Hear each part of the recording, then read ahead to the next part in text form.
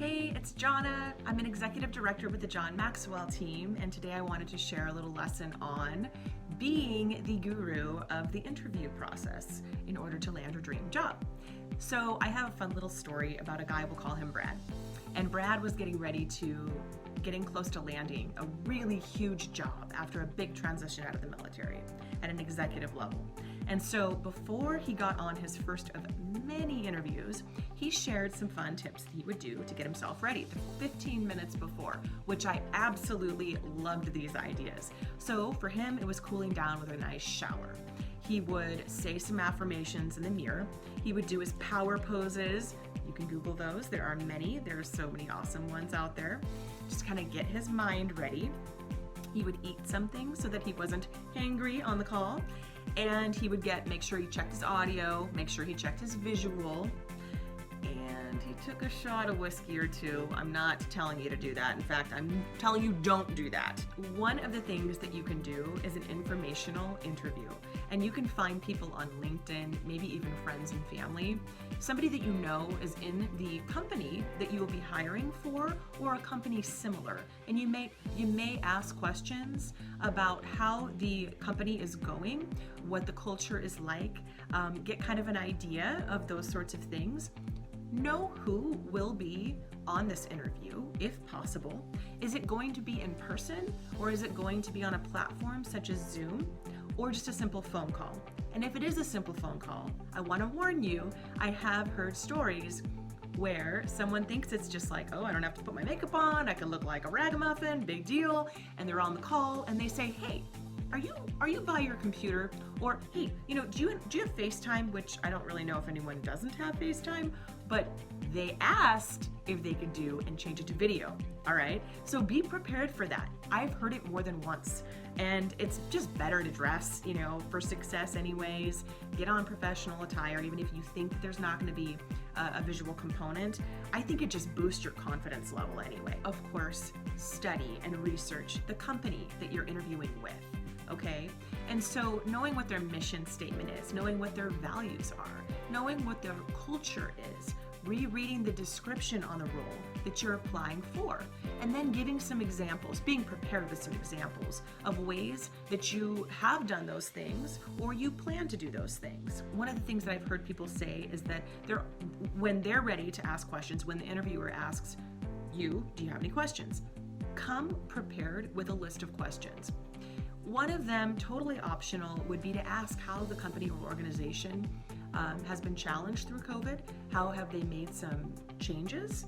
How have they pivoted through this challenging time? That's optional if you want to go there.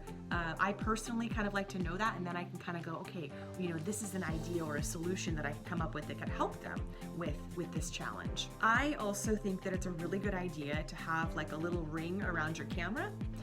If your eyes tend to kind of like dart all over the place, it's sort of a good idea to get you to zone in there, because it's hard when you're not in person. And if you are in person, clearly make eye contact with the person, no brainer. But on the camera can be a little bit more tricky, okay? Trying to avoid fidgeting as much as possible. Kind of same thing as if you are in an in-person. Don't chew your gum, don't play around with things, don't have your hands on your face. Kind of seems obvious, but it can be easy to do if you're nervous on a call. And that's another thing, making sure that you're sitting up straight, that you're breathing, and if you catch yourself running out of breath or anything like that, just take a second and take a breath and just sort of relax, okay? Make sure that you listen and that you're present. And if you don't know the answer to something, it's okay to say, can I get back to you on that? Professional attire is huge, so I can't stress that enough. Making sure that you are wearing proper clothing, have your hair and makeup look decent. For gentlemen, however you think a professional look is for you. And I've warned people about this before, but I really recommend wearing pants as well, not just something silly like shorts on the bottom, because there are stories, and I have been in one of them, where you forget that you are wearing shorts and stand up and that kind of thing. So I would just highly recommend wearing a professional attire in general, and then it just boosts your self-esteem anyways. You can practice mock interviews. You can hire a coach to do this. You can do it with your dog. You can do it with your family member if you'd like feedback.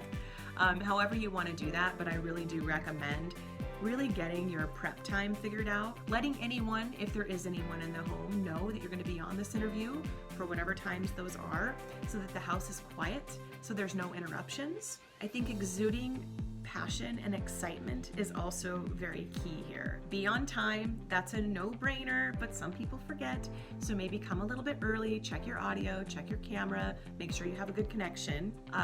Writing notes is something that I really enjoy, just like a little sticky note that I can set behind my computer where they can't see it, and it just says smile, sit up straight, slow to speak, or different things like that. Whatever that is for you, it's not a bad idea to have something there. Now you hopefully have a little bit of a better idea on how to show up for the interview to nail it.